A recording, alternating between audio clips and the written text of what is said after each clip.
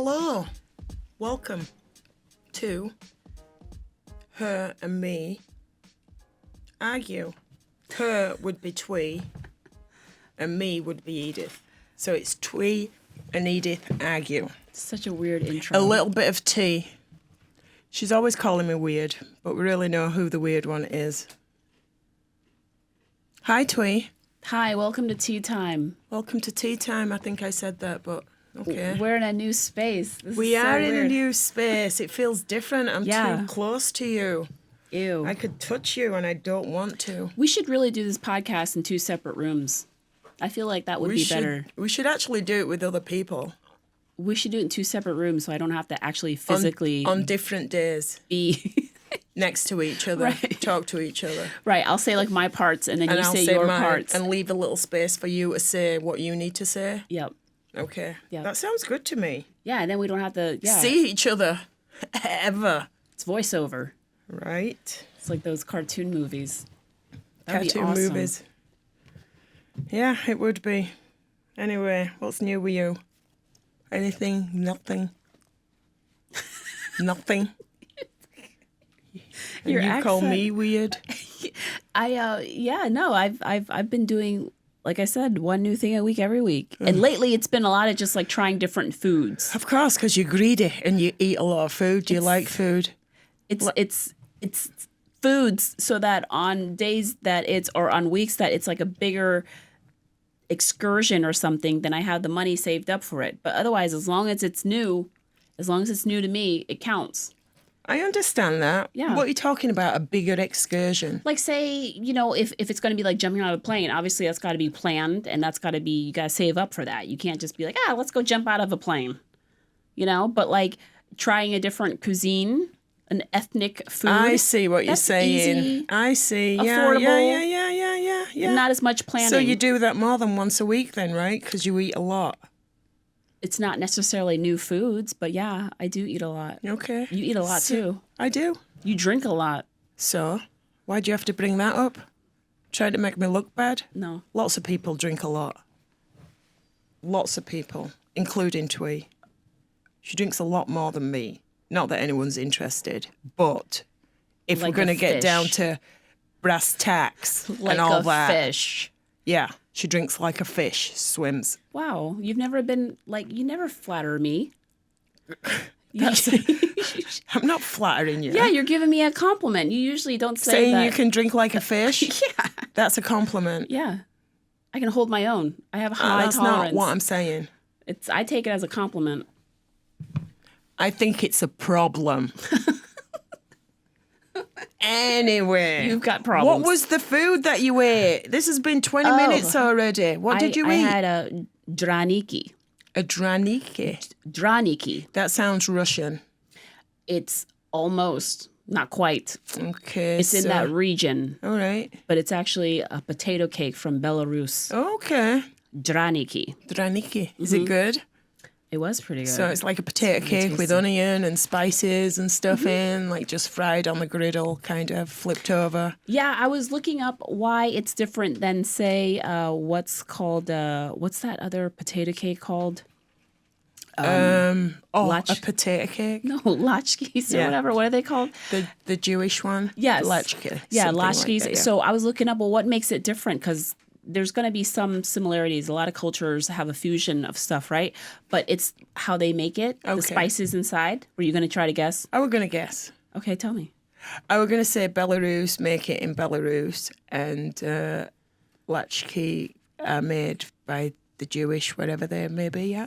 One uses egg as more of like the binder, and the other one uses different things as a binder, like flour into like a meal, I believe. Okay. That's like one difference. And then obviously the spices that they add is different. And the toppings that you can add is like different. Okay. In So general, yeah, it's a potato cake, but it's specifically... it's not like a hash brown where you'd have it as a side dish. You'd put something on it, more like a pancake. Yeah, it's more of like a meal or an appetizer. But it's pretty tasty, especially That fresh. sounds like an oxymoron. It's crispy. Sounds like a meal or an appetizer. No, I said that it's not necessarily like a snack, like you're saying, right? like it's not just like a quick little snack. Like you can eat it as a meal Okay. or an appetizer. I see. Okay. Like for me, a pancake is not a meal. It's like, Depends oh, it's a if you're pancake. getting a short stack of pancakes, then it's kind of like a meal, right? It's like just your breakfast filler. meal. It's filler. Okay. Yeah, I don't eat It's pancakes. filler for some. For some, it's a meal. Anyway. Yeah, if you eat like 10 of them. Yeah. If you eat 10 of them. Anyways, what about you? What did you do last week? What did I do last week? I played in a pickleball tournament. Oh, your back's all better. My back is better. I played in a pickleball tournament and I didn't win. You're going to mess up your back again. I'm not going to mess up my back again. I'm just going to get better and better and better and better and better. I doubt it.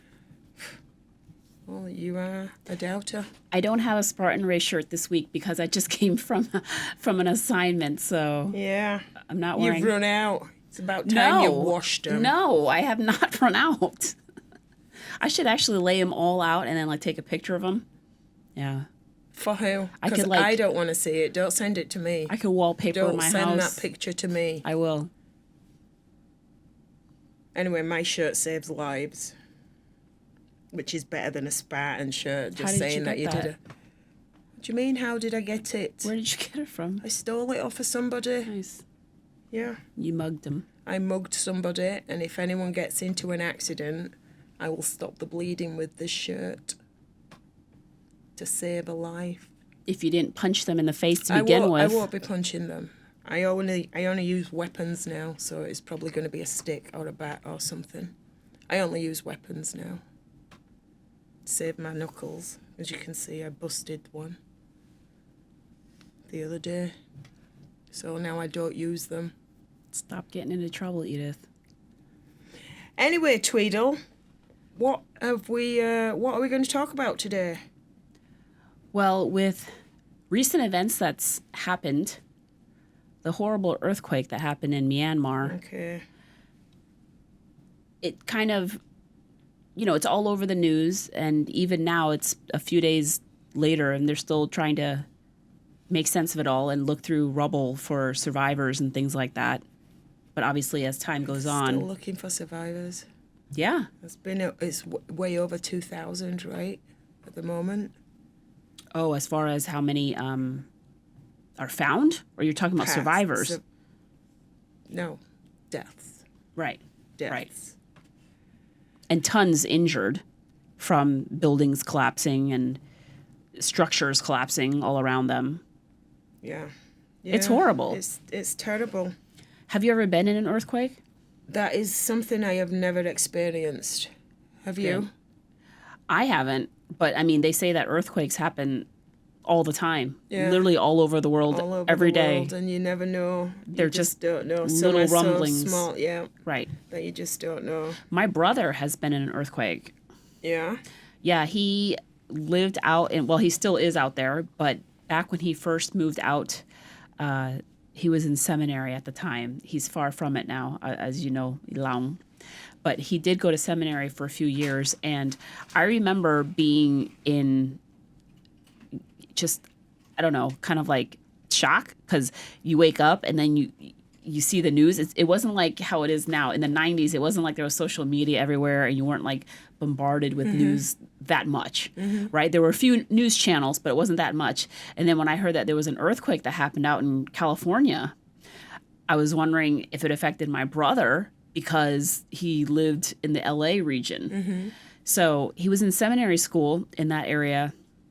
I want to say like maybe somewhere in the San Bernardino, if I'm even saying it right, San Bernardino Valley, somewhere like that. But it's by LA. It's by that area. It's Southern California, and they were saying it was like, oh, I don't know, like a 6.6 on the That's a Richter big scale one. earthquake. Yeah, it was That's a big considerable. one. And so I remember like just trying to get a hold of him and being like, and he's like, yeah, I'm okay. And it was just like, wow. Like later on when we were able to kind of like actually grasp it, he was saying that he was sleeping.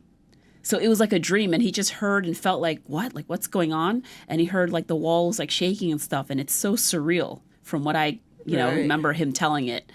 he was saying that he was sleeping, and it happened to be, if I'm not mistaken, it was Martin Luther King weekend.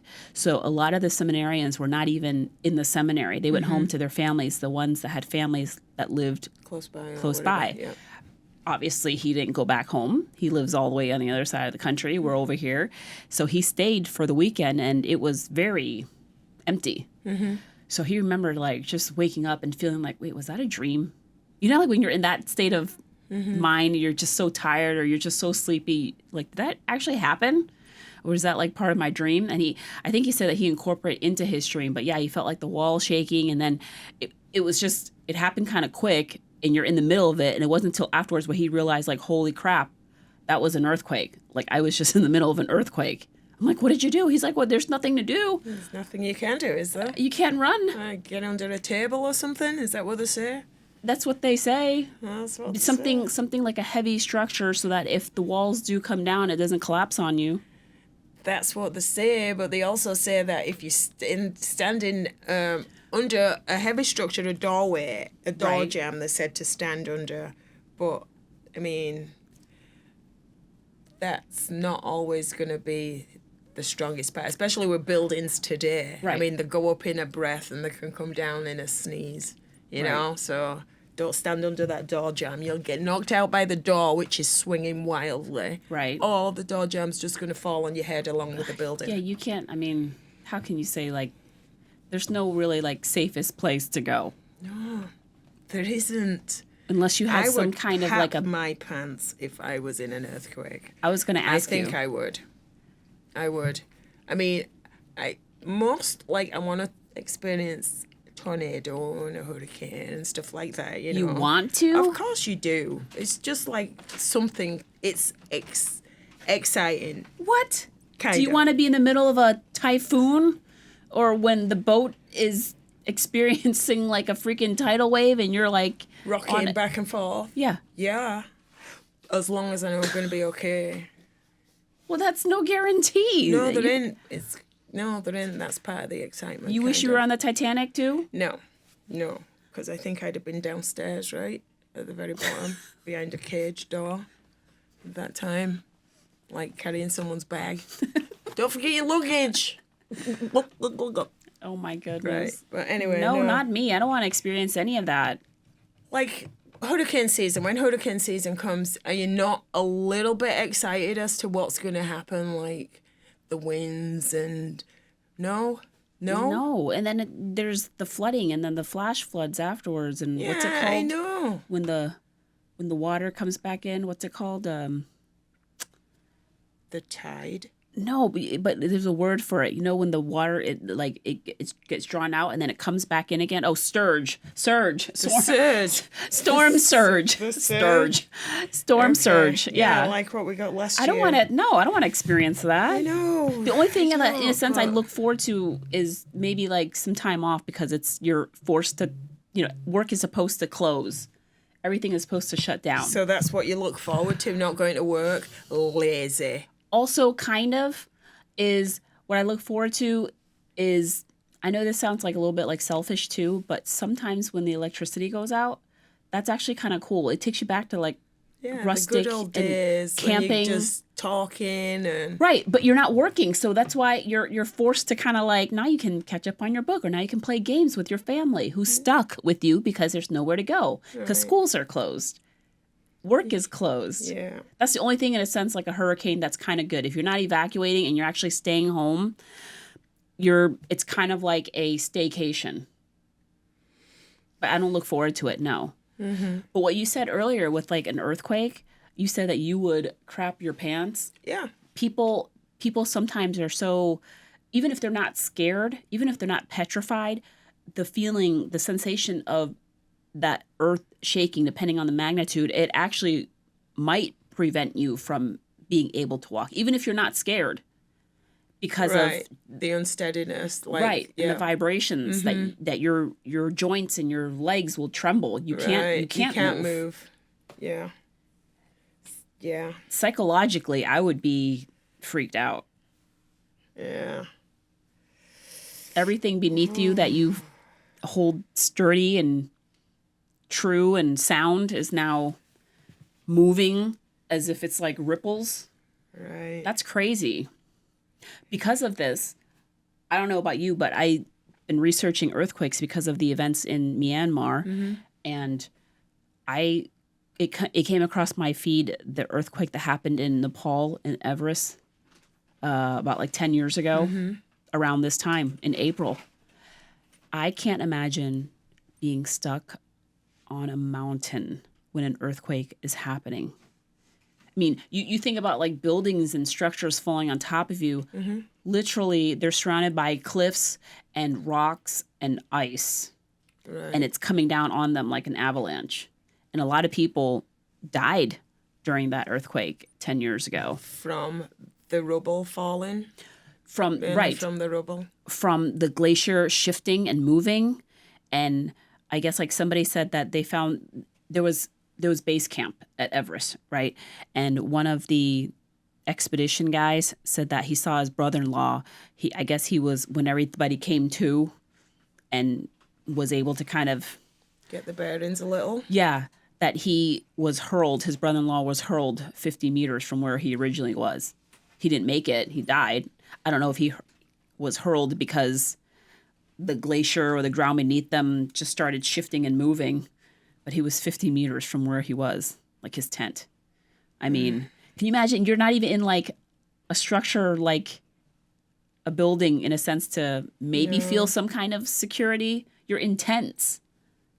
And you're surrounded by mountains, and the mountains are caving in, and the ground is rumbling beneath you. The mountains are falling. That would be scary. Yeah. Not so much the tent thing. I think I'd prefer that as opposed to a building full of stone coming down around me, even though the mountains are. But, I mean, I don't know.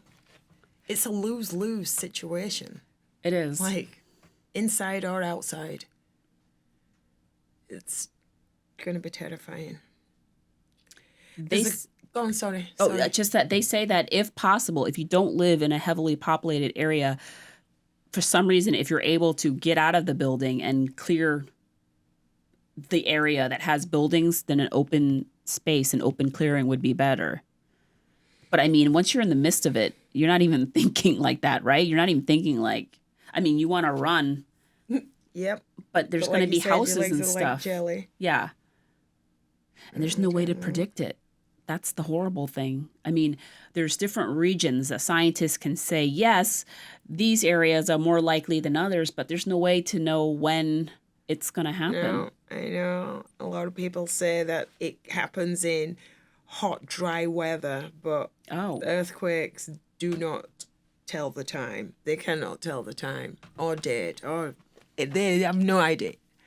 Anytime. It can appear. It can happen anytime. I mean, there were a big one that happened at like 9 o'clock at night, and then another big one, 5 p.m. Jesse went in. Where did he go? Just went to Japan, right? Yeah. He's experienced an earthquake when he was out there. That was early in the morning. Right. Early hours of the morning. So any time or day. I mean, any time of the day. I would not want to be in the middle of one. I really wouldn't. I kind of, not an earthquake so much, no. I mean, no. You said that open. You said that you would rather be like in a tent than like a building with concrete and stuff Falling down on you. But you gotta imagine like these people where it happened, and this is not to belittle like all the stuff that happened in Myanmar, but it was just that I was then researching and looking up the stuff that happened in Nepal and Everest, because talk about like being stuck in a rock, between like a rock and a hard place, because you're saying a tent might be like preferable, but you got to remember it's 12 degrees also, and you're a wuss when it comes to cold. Right, so I probably won't be camping up on Everest anyway. So now they're already stranded, but then now they're literally stranded because there's no way to like move now because there's been avalanches and you're injured, so you can't maybe get back down the mountain. You're stuck there until helicopters come and rescue you. So your whatever supplies and stuff you have to keep warm and for food, you got to make it happen. You don't know when you're going to be rescued, and an earthquake just happened, there An could be earthquake just aftershocks. happened, so like there's bricks and rubble around, so you can build yourself a little den, protect yourself from the cold, the winds. Build yourself a little house that's just with rocks that just came down. If you're able to walk, If you're able to walk, if not, you get a sucker like yourself. Like, hey, Thuy, can you bring me a few bricks? Just put them around me. I'll give few, you a brick. A few more. I'll just keep you going until you're up around my head, long enough so I can lay down, because my leg's hurting. It's not broken, it's just hurting. And I appreciate you. you know, if we were somehow like in the same scenario that they were in the movie Alive, I wouldn't ever eat you. Good. I think your meat would be too tough and Too not tasty. You wouldn't be able to stop eating me.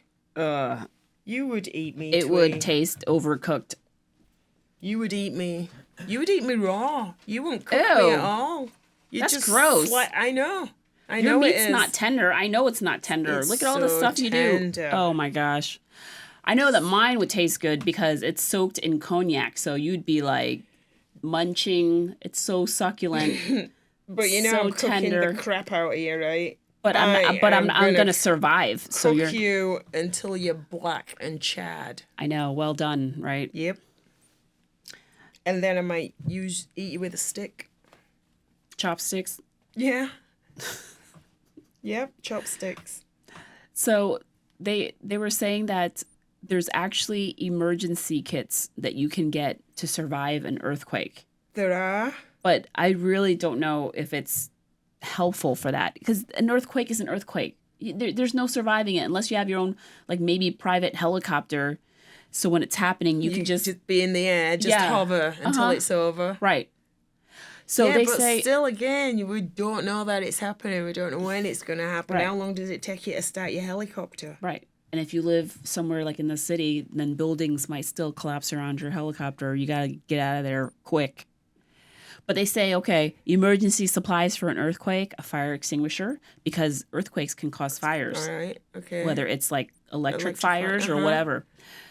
Adequate supplies of your medications, Of course. in case if there's no electricity for a while. But again, I mean, it just happens. It's out of the blue. It's not something you can prepare for like you can with a hurricane or a... They're saying to have know, these ready. Always. If you Yeah. live out like in California where hurricanes happen, I guess. these are things that you should have. So you're saying Right. you got to have like months of supplies of medication or something. I Because I mean, guess. when you get your meds, you just get them at a certain time. You get a month's supply or however long. Right. So like if you're halfway through, because I know when I call for my medication and I've still got some left, they'll say you're too early. We can't give it to you yet. So Right. So how do you do that, right? how do you do I don't that? know. They say to have a first aid kit and handbook ready, flashlight, What's the handbook about? A handbook to what? Of to what? how to do stuff, maybe how to tie a tourniquet, maybe how okay. to, I don't know, A how-to handbook? do an injection, maybe how to find a vein. I don't know. You're such an addict. Everybody's going to be concentrating on that tweet. Flashlights with extra bulbs and batteries, portable radio. They say to have water ready for each family member for at least 2 weeks. I drink a lot of water. Me too. That'd be a lot of water. Fair few cases. Purification tablets, just in case, The you know. water's nasty. Right. Canned food and packaged foods. So it kind of sounds like a lot like a hurricane. Yeah, it's just an emergency kit, right? And they say a camp stove, something like cook on just in case. You need to boil the water. And waterproof, like plastic bags, for example, for waste disposal in case plumbing is not in operation because an earthquake just happened. It sounds a lot like hurricane type of stuff. Yes. So I think it's just an emergency for anything. Well, they are becoming more frequent anyway, right? How many has there been in the last week? I mean, yesterday, I think there were 4 yesterday alone. Well, there's also a thing called aftershocks. So it might be the same earthquake, but this is like the aftershocks of it. Because How long do the aftershocks last, though? sometimes even up to a week really? or 10 days after. Depending on how big the earthquake is? Right. Daniel will joke and say, "Oh yeah, that's just Thuy. She's hungry." It's like, no, it's not funny. My stomach, you know what? Sorry to get off topic, but he and we went for massages last week, right? And I'm not hungry. I'm not. My stomach, for some reason, it always just Rumbles. at the wrong time. So it's totally quiet. You know, you can hear like the nice little pan flute and the soothing music, and it's all dark and whatever. And it just is the loudest thing. You just hear like, he's like, "Is everything okay?" I'm like, "Yeah." I don't know why it's doing that. Because you're usually hungry. Well, I could finish a meal and then just finish dessert, and my stomach would still make that noise. And physically, I'll feel full, and it'll still make that noise. So I think it's just talking. It's like its own entity. So, they have a drill for earthquakes. Do you know what it is? Are you supposed to drop, cover, and hold on? Something like that. Yeah, it says duck, cover, and hold. But wasn't that the same drill for if there was like a nuclear bomb threat? Really? Yeah, you're supposed to get underneath your desk in school. Yeah. Yeah. I don't know what that's gonna do. I don't know either, because everything would be smithereens. So, like, holding, ducking, covers, just... There's, but, I mean... Yeah, I mean, you're supposed to get under a structure like a desk or like a well-made table if you feel the rumblings of an earthquake. If you can't get outside, then they said the best thing to do is to do something like that, but to steer clear from windows where glass can break. Mm-hmm. You know, with that research that I did on like Nepal and the Everest earthquake, there was people who survived it that would describe it as, I mean, it was unlike anything they've ever felt in their lives. And some of them, the ones that were actually stuck in Everest, like they were buried under ice. They were buried under ice, and they said that when they regained consciousness, because they don't know how long they were out, Mm-hmm. they said they would try their best. Like they had this To move. Yeah, their willpower was just like, I gotta start moving my arms. I gotta like try to find like which way is up.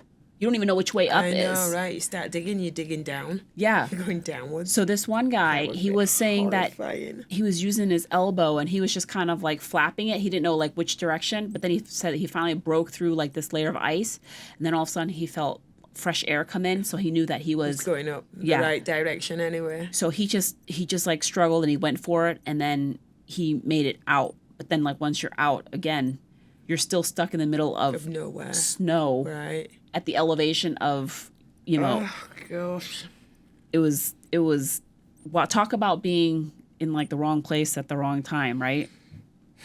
And for some of those people who survived that earthquake, it was their first attempt of climbing Everest. It was like, yeah, I've always wanted to do it. It's a bucket list thing. And then that happened. So the timing was horrible. Ay, ay, ay. That earthquake that I'm talking about that happened 10 years ago, that actually wiped Nepal? out. Yeah, that actually wiped out a village called Langtang Village.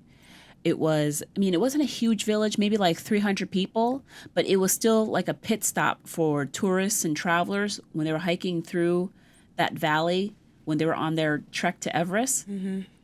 And it was just a people, like a group of people, a tribe of people just completely wiped out. It was like nothing stood there anymore. They showed like a before and after of what the village looked like before and then afterwards. And it was like it never even existed there. So a lot of that would damage from avalanche, like you said, snow falling. Avalanche, just the earth actually shifting and moving and opening up. And it wasn't like these structures were that sound, you know? It was made from...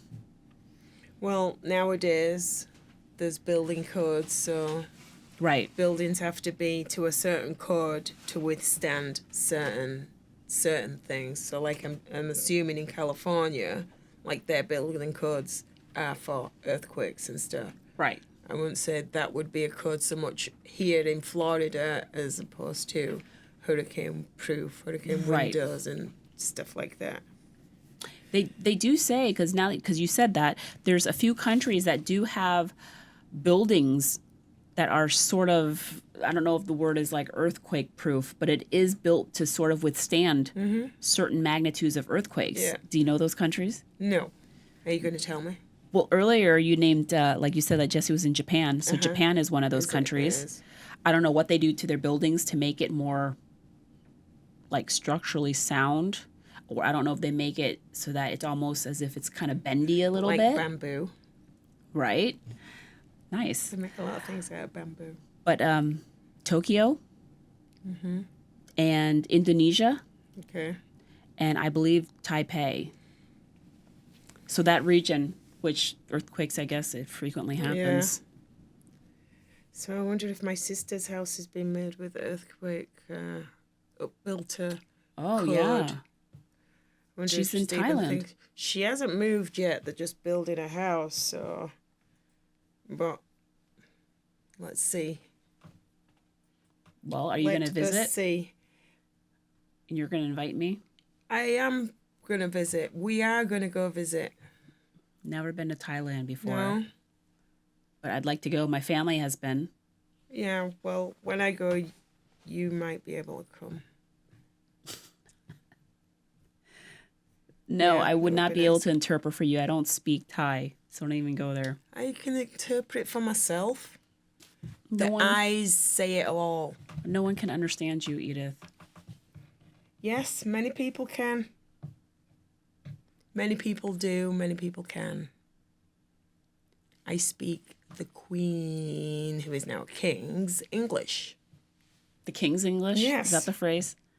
It is now. It wasn't. It was the Queen's English, but there is no longer a Queen. There is a King. I speak the King's English. I've got to tell you another story. Is it good?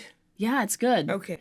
It was about another survivor who was actually in Kathmandu, which is down below onto, not quite Everest, but it's just off to the side of like where Nepal is, Kathmandu. And Kathmandu is a very like poor city. The structures, the buildings were not well made, and when that earthquake happened, I mean, it was devastating. But it tells of this one guy who he was in the hotel that he was working at. And obviously the building collapsed on him. Well, it had been 4 days had gone by. And I guess he's telling it from his perspective. He's just saying how like he did not want to close his eyes because he was afraid if he were to close his eyes, he would just like lose consciousness and just let go. So he didn't know how much time. He says you lose sense of time because you don't even know like what is reality. And he's like, am I even still like alive? You start questioning stuff. Obviously you're hungry and you're thirsty, but your body probably goes in some kind of like flight mode, fight or flight mode. And then he said that obviously he couldn't move. And he said, it was just dusty and musky air. And he couldn't move his legs. So he couldn't even, do anything to try to start to climb out of whatever rubble he was in. So he would say how like once in a while in the beginning, he would just start like screaming, hoping that someone would hear him and get to the rubble. But then you lose your energy after that. Yeah. You get tired. So he would say that he would just once in a while like let out like a shout just to let people, if they can hear, or maybe the echo. So he was saying that like, again, he didn't know how much time had passed, but other people are saying that now it's been like 4 days and they were like just not really expecting to find anybody still living. But I guess like U.S. teams had come in with like dogs that were specialized to, well, they were going in there and barking when they were notifying that there was actually someone alive. And the dogs they can climb into little spaces that people can't. And so I guess the dog started barking and they were like, okay, there's someone in here, someone who's actually alive. So they started like pulling it away and it was him. He was still alive. And they were so happy to see him. They started to like pull him out and he's like, no, like don't pull me out. Cause I guess something was hurting. I don't know if it was his spine or what, but when they pulled him out his legs were all like mangled up. So obviously he was a double amputee. He wasn't able to walk anymore, but he's like, it's so surreal. And he says like the whole time he didn't feel like sad or anything. He wasn't thinking to himself like, am I going to see my family anymore? But he said it wasn't until like they pulled him out when he realized that he was still alive and that all the other devastation around him and that other people were not. He goes, that's when it hit him, that it was like how sad it was. And then there were people who survived that can walk, but in a moment, like a blink of an eye, he just like lost his legs. And yeah, it was just crazy because he said you feel like suffocated, but you're like alive. And it's just, I can't imagine. Got to pray for all those people over in Myanmar. Yeah. That's horrible. We do. That's a sad note to finish on. It is, but it's what happened recently and everything. So we got to like talk about it, bring it to attention. Maybe some people, maybe they don't realize what an earthquake entails and what it means or what it's like to be in an earthquake. Maybe your mama fell out of bed and caused it. Nice. Because she's so fat. Do you get it? Do you get it? Your mama's so fat. She fell out of bed and caused an earthquake in Myanmar. That's sad. That's bad. Wow, Edith. Anyway, thanks for joining us. If you'd like to write to Thuy's mum for what she did, giving birth to Thuy, one thing, causing an earthquake, another, you can do so. Where at, Thuy?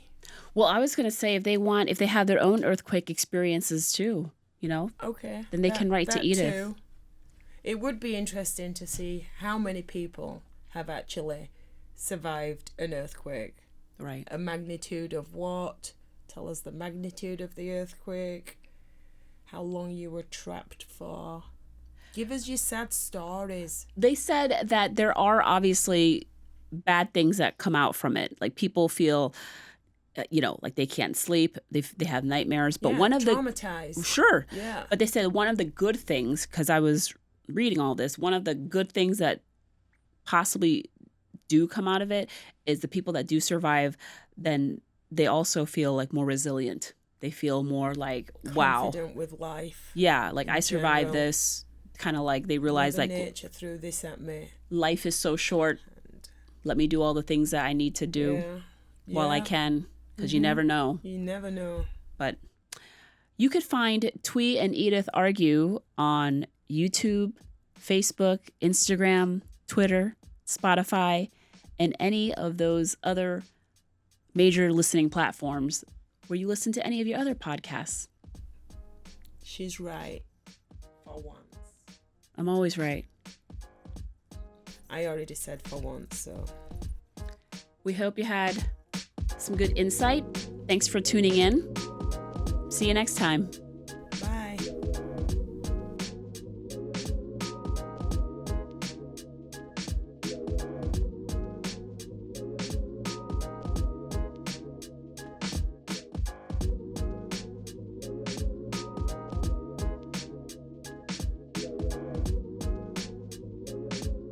If you had fun listening today, please make sure you like and subscribe to our channel.